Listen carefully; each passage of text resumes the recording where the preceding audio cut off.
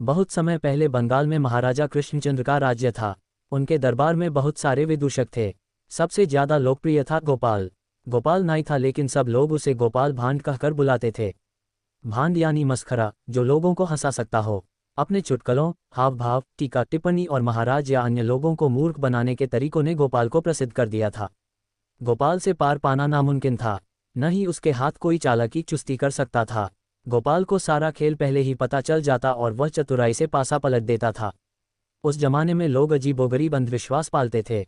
एक तो खुद ही वे कुछ जानते बुझते नहीं थे, और वह जमाना भी ज्ञान विज्ञान का नहीं था। कई लोगों की तरह महाराजा भी यह मानते थे कि सुबह उठते ही जिस व्यक्ति का चेहरा वह सबसे पहले देखेंगे, वही व्यक्ति उनके उस दिन का समय निर्धारित करेगा।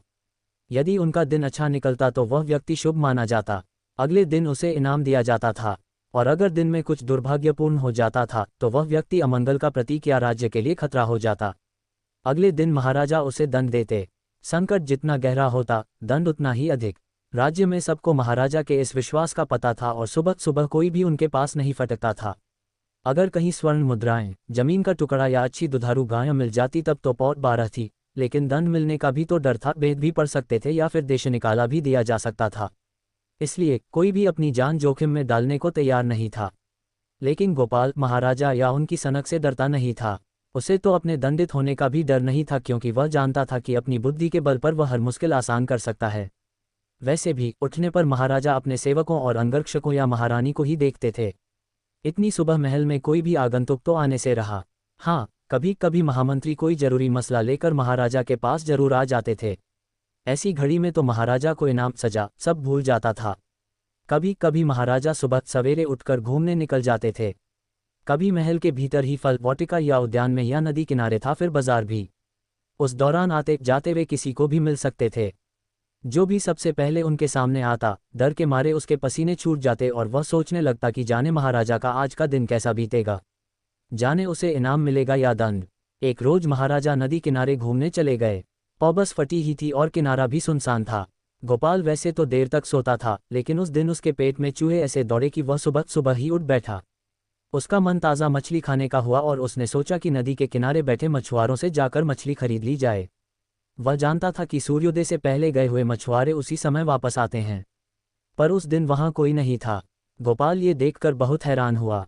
फिर उसने महाराज कृष्णचंद्र को नदी किनारे घूमते हुए देखा। महाराज ने भी उसे देखा। अरे गोपाल, वे चकित होकर बोले, मैं तो सोचता था कि तुम दोपहर से पहले बिस्तर से उठते ही नहीं। प्रणाम महाराज, गोपाल बोला। जी, वैसे तो मैं देर से ही उठता हूँ। आज मेरे मन में जाने क्या आया, सोचा चलूं मैं भी अपना भाग्य आजमाऊं। इसी कारण यहाँ नदी किनारे आ गया। मैं कुछ समझा नहीं। महाराज बोले, अपने भाग्य का फैसल यहाँ कैसे करोगे? मैं जानता था कि आज सबसे पहले मैं ही आपको मिलूंगा, गोपाल चतुराई से बोला। तुम ऐसा कैसे जानते थे? महाराज हैरान होकर बोले, बस कभी कभी पता चल जाता है, चुटकी बजाते ही, गोपाल बोला। मैं समझा नहीं सकता। खैर, मुझे विश्वास है कि आज मैंने सबसे पहले आपका शुभ चेहरा देखा है, इसलिए मेरा दिन बहुत अच्छा बीतेगा। हाँ हाँ, क्यों नहीं, महाराज प्रसन्न होकर बोले। दोनों साथ साथ महल की ओर चल पड़े। उन दिनों राजा का एक आम नागरिक के साथ चलना मामूली बात थी। कोई भी ऐसा देखकर हैरान नहीं होता था। राजा को अधिकार था कि वह जिससे चाहे मिले, जहां चाहे मिले। और जनता भी यह नहीं सोचती थी कि उनका राजा जब भी निकले तो रथ पर सवार हो या कि अपने अंगरक्षकों से घिरा हो। भाई गोपाल, तुम्हें याद तो है न कि आज सबसे पहले मैंने तुम्हारा चेहरा देखा है? महाराज बोले। देखते हैं आज दिन कैसा बीतता है, तभी पता चलेगा कि तुम मेरे लिए शुभ हो या अशुभ।